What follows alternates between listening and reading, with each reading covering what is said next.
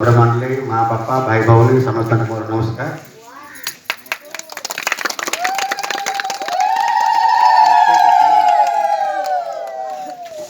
ये रामचरित्र आपण मैंने तो 9 दिन चली बोधे 9 दिन भितर आप सब शुणे आमा ब्लॉक जी माने आमर सत्संग जाक बुलिली गोटे सत्संग भी भल ना सब माने खराब अवस्था अच्छे मुझे सत्संग भी मुझे गाँव गोटे गाँव को बहुत थोड़ा जाइए सत्संग अच्छी बोले मुझे जानी नी मैंने एवं बुला बेलू जानली कहीं डाकी ना आसी ना मैंने किसी मागी ना मुझे पचारे तब कौन आम तो चर्च को चर्च मान डाकिले आसू सत्संग अच्छी तब तो क्या डाकिन आम सत्संग अच्छी बोले जान